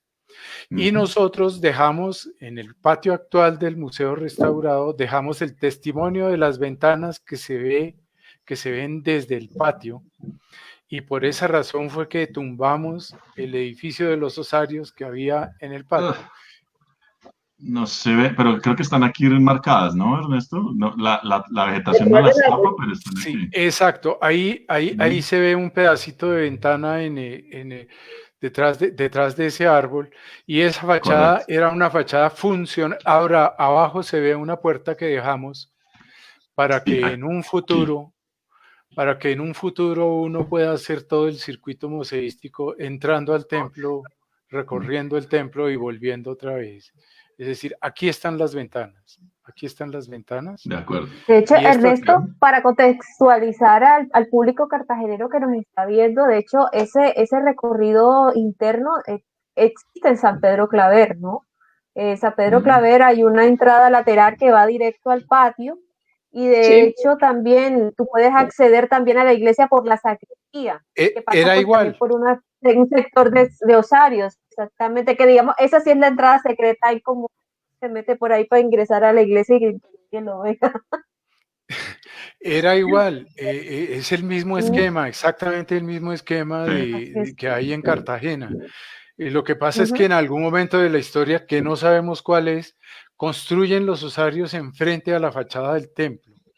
No hay, cuando nosotros, digamos, demolimos ese muro, encontramos que la fábrica del ladrillo era mucho más moderna que el ladrillo con el que están hechos los muros del templo. De manera que hay una historia secreta entre, digamos, que abarca como unos 150 años, entre 1760 y pico y 1850 y pico, que no se sabe quiénes intervinieron y con qué criterio manejaron esas intervenciones, porque no hay, yo he estado investigando y hasta el momento no hemos encontrado documentación sobre las obras que seguramente se realizaron durante todo ese periodo, que es en este momento un periodo totalmente mudo de la historia de la obra, de los detalles de la obra. Pero lo que sí es cierto es que estos dibujos que estamos viendo del padre Coluccini, de pronto nunca se realizaron tal cual como él los dibujó, como él los diseñó. Lo que hay en día, yo no hablo de que sea mejor o peor, sino que es distinto. Así es.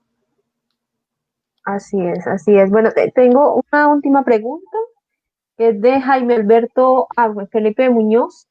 ¿Qué color tenían las construcciones Eso. ¿Qué color tenían las construcciones y si tenían algún significado? Otro debate, ¿no? Sí. Otro debate. Hola, Felipe. A ese Felipe yo lo conozco. Y espero que no sea una pregunta, capciosa de Felipe. Mire, lo que pasa con el color es esto. Primero, a ver si en la fotografía más antigua que se conoce de la fachada de San Ignacio, aparece dos tonos de color, tal y como, obviamente era una fotografía en blanco y negro. Es una fotografía como de 1913, si no estoy mal. Y aparece todavía dos detalles. Primero, la doble tonalidad de ser unos planos oscuros y otros claros. Y además aparece la pintura enlechada. Se ve la textura del muro. Lo mismo que está ocurriendo en este momento en la foto que estamos viendo del edificio de las aulas de la esquina de la Capilla de Indios. Eso no tenía un pañete grueso, por la sencilla razón de que el tipo de ladrillo que se usaba para la fábrica era un ladrillo que necesitaba respirar, porque si usted lo cubre eso de pañete, empieza a haber erosiones internas en el muro. Por otra parte, hay una decoración en la lechada que marca las juntas de ladrillo, las juntas horizontales del ladrillo. Eso no fue inventado por nosotros, eso lo encontramos nosotros en el análisis, en las exploraciones estratigráficas que hicimos sobre la fachada.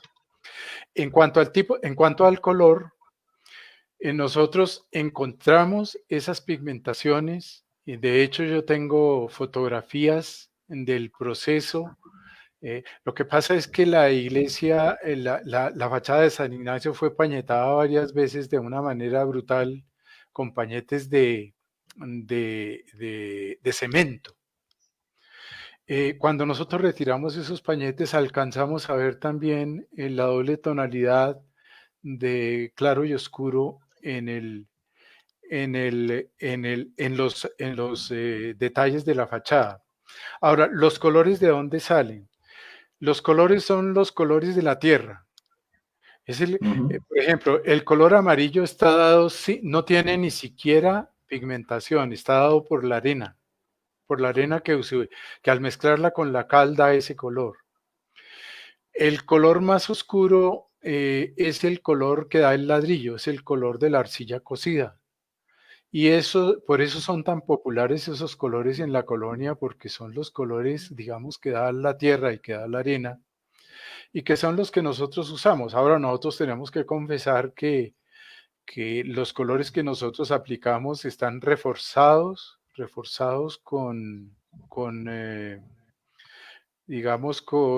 algunos aditivos modernos que ayudan a que el color dure, a que aguante el agua, a muchas de esas cosas a muchos de esos detalles que en la colonia no existían y que había que estar pintando permanentemente las fachadas.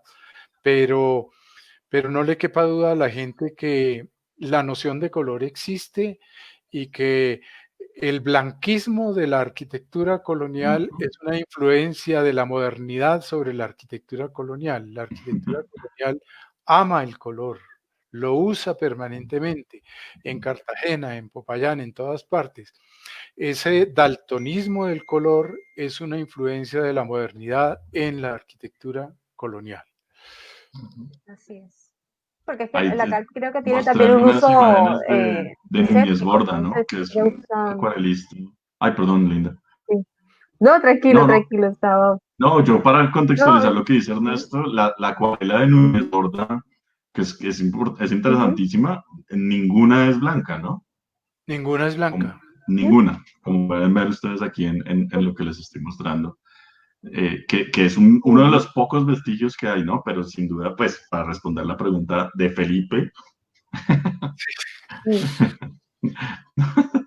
Así es. Listo, Linda, perdón. Así es. Bueno, tranquilo, Felipe. Bueno, miren, entonces, bueno, yo creo que estatuas en la fachada. Lina. Ah, ok, que se había sí, hay precisamente sobre la iglesia de San Ignacio se habían algún tipo de esculturas en la fachada, ¿no? Otra vez hago referencia al tipo de... Sí había unas figuras cuando nosotros empezamos la restauración. Esas figuras no aparecían en la primera fotografía histórica del templo. Esas figuras debieron ser introducidas en algún momento durante el siglo XX. Son unas figuras hechas en cemento y nosotros asumimos nuevamente el, el dato del documento más antiguo que encontramos, en donde las esculturas no estaban, simplemente los nichos era para hacer juego de luz. Es un gesto muy barroco, que los nichos sirven para Mm, hacer juego de luz en la fachada y para crear efectos de claroscuro. Esto fue un debate muy ujú. importante que se sostuvo durante la obra, pero ganó la teoría de que era mejor quitar las esculturas para recuperar, digamos, una condición interesante que en los primeros documentos de San Ignacio no existían esas esculturas, y que alguien otra vez el culpable no está establecido. Alguien ordenó la postura de esas esculturas, más o menos calculamos nosotros entre los años 30 y 60 del siglo XX. Así es, así es. Bueno, y aquí ya tenemos pues mensajes del público, pues agradeciendo pues la apertura de este espacio. Es que precisamente por eso es que hemos decidido abrir estos espacios, mostrar esta información que muchas veces quedan a veces en círculos intelectuales, solamente se estudian de pronto en la universidad o solamente yendo a los sitios, pero qué chévere este diálogo que podemos tener pues entre museos, entre arquitectos, entre pues los distintos pues profesionales pues que están pues alrededor de la restauración y pues también de la puesta en valor del patrimonio. Entonces, y que podamos compartir pues con el público general todos estos datos de interés, porque todos estos datos de interés forman parte pues de nuestra historia, como toda esta construcción de nación que ha tenido pues Colombia. Bueno, seguimos aquí, pues ahí saludos a los expositores No, y me la y montaron pues me porque gusta. no sé latín, ¿no? Sí, lo, Acá Y este eso, lo, nombre, lo regañaron. ¿qué sí, significa? sí, sí. No, Ah, bueno, mira, aquí perfecto, tenemos una ¿no? pregunta interesante que es, ¿qué ha sido lo más difícil de conservar estructura, arquitectura cuando se hizo la restauración? Mire, yo para curarme en salud, además le digo a todas las personas que van a restaurar, uno nunca termina. A uno lo sacan de las obras, muchas veces a los empujones, pero a uno lo sacan de las obras. De hecho, yo tengo un Es librito verdad. sobre la historia de la restauración o de la historia de la intervención de San Ignacio. Y yo digo que San Ignacio se inició en 1610 y todavía no se ha terminado. ¿Por qué? Porque todo cambia. Es propio de la arquitectura, es un arte que se diferencia de la escultura y de la pintura Ujú, en que uno tiene que estarle agregando cosas y tiene que estarla adecuando funcionalmente ujú. a las épocas. Uno no coge un cuadro y le agrega una pieza, ni coge una escultura y dice, hombre, hoy voy a ponerle aquí otra figura, o un cuadro y dice, voy a ponerle otro personaje en tal sitio. Eso no se usa. En la arquitectura hay que hacerlo. Uno Así tiene que es. adecuarlo funcionalmente, tiene que adecuarlo estructuralmente. Ahora, ¿qué es más difícil, si la parte funcional o la parte estructural? Pues eso depende. La parte estructural depende del tipo de daños que tenga el edificio. La parte estructural de San Ignacio, por ejemplo, fue supremamente difícil y supremamente costosa.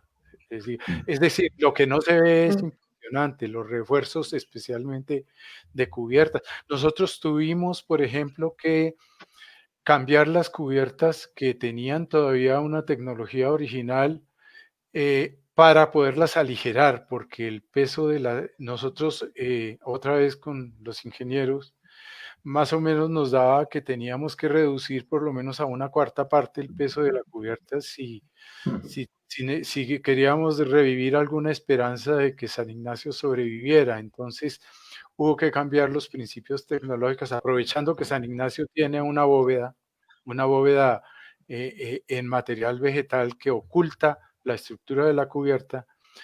La reemplazamos con tecnología moderna y el peso de la estructura se aligeró, se redujo en un 75%. Y eso garantiza, digamos, que podamos disfrutar de San Ignacio por un tiempo más y soluciona muchísimos problemas de sostenibilidad del edificio, ¿no? Que ahora que está de moda la palabra sostenibilidad, eso es sostenibilidad, ¿no? Garantizar que el edificio perdura tanto funcional como estructuralmente. Parte de la sostenibilidad de San Ignacio va a ser que se logre unir al Museo Colonial. Así es, exactamente, eso es exactamente, a futuro como es la buscar salvación esa para el museo, comunicación, ¿no? y la salvación para San Ignacio. Ok, entonces eso sería pues como a futuro lo que pues, le espera pues a estos edificios, esperemos que de verdad se dé, porque museológicamente, museográficamente de verdad es que ganaría un 100%, porque de verdad le estaríamos dando al público, estaría dando al público una experiencia pues completa de lo que es este edificio, todo este conjunto pues de edificios. Está la hermana María Teresa, un saludo, que está pues conectada con nosotros. Y bueno, yo quisiera pues ya, bueno, invitarlos a que sigamos estas conversaciones.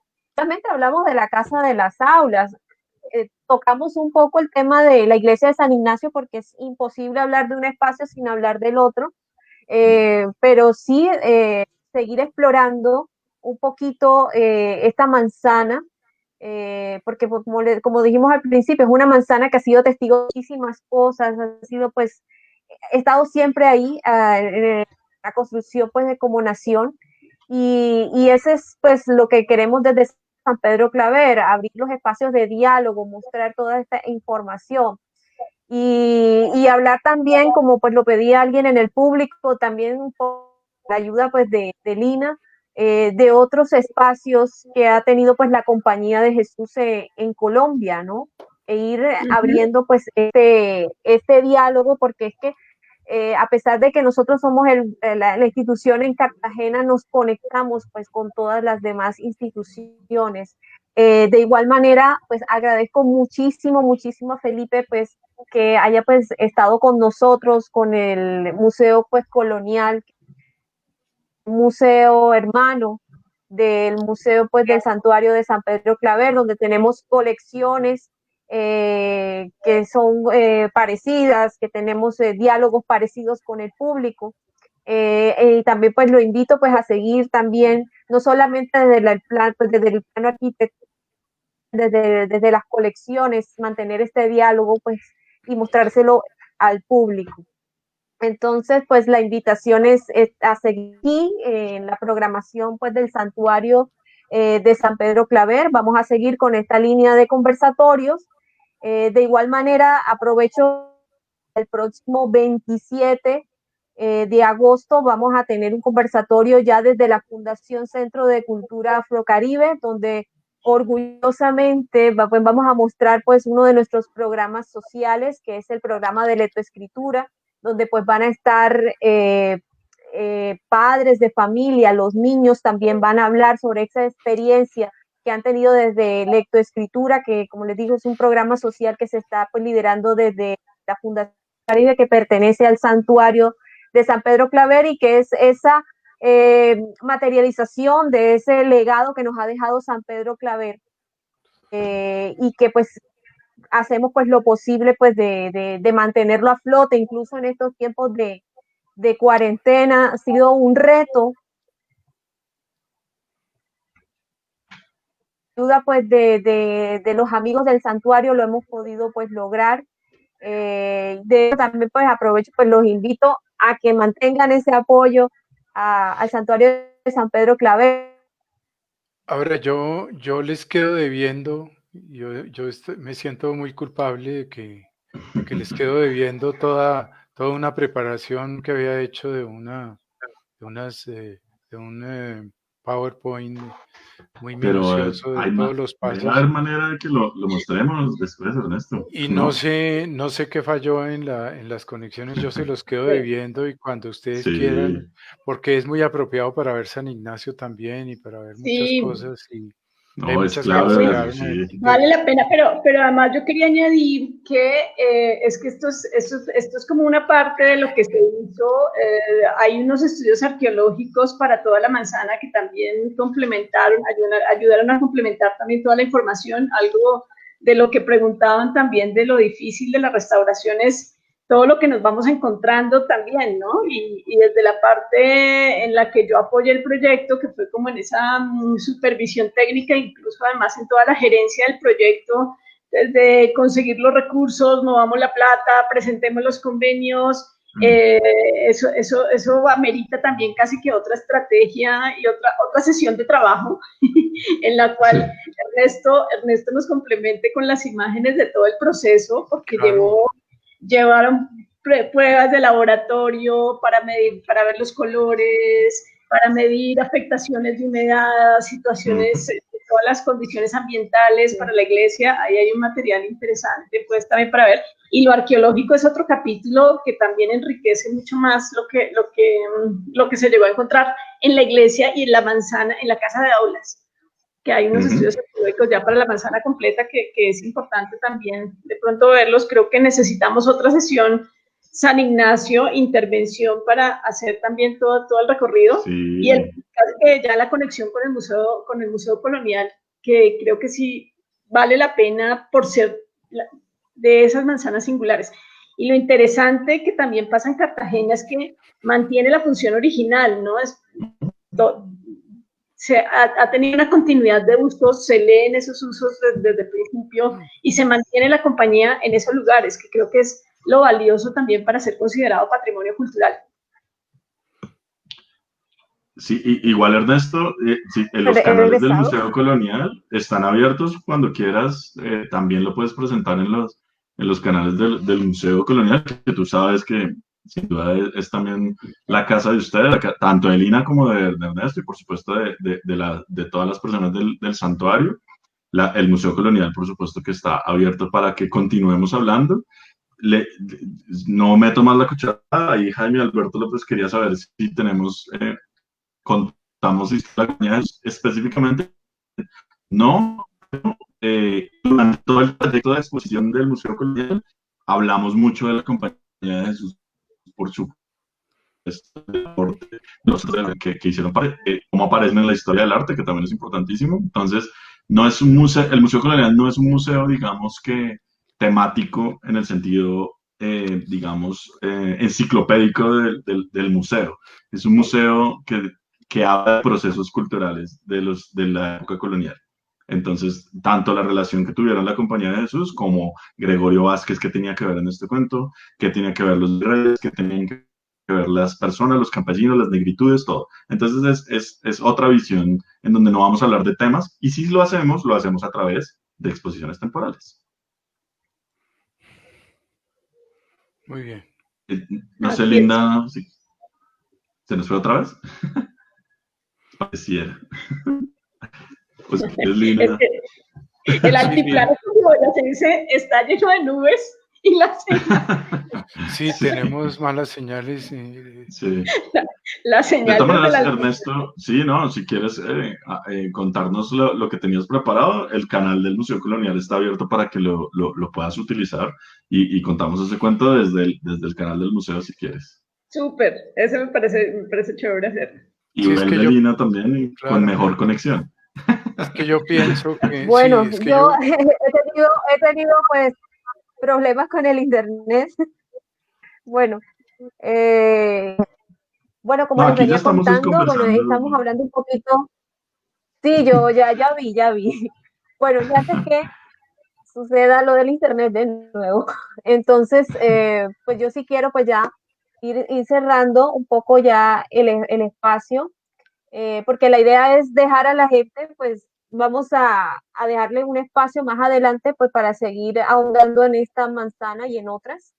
Y nada, la invitación es a seguir pues las redes sociales del Santuario de San Pedro Claver, las redes sociales también del Museo Colonial, y que a pesar pues de estar pues, en cuarentena, pues seguimos conectados con nuestros públicos. Entonces, para el público, nos vemos el próximo 27 de agosto a las 4 de la tarde. Vamos a tener el conversatorio con la Fundación Centro de Cultura Afrocaribe. Quiero manifestarle mis agradecimientos a nuestros invitados el día de hoy, a Felipe, al arquitecto Moure, Ernesto, a Lina, por su tiempo, por su dedicación, pues a hablar de temas y bueno, seguimos conversando más adelante y nos vemos en una nueva oportunidad. Muchísimas gracias a todos. Bien. Hasta luego. Adiós. Gracias a todos.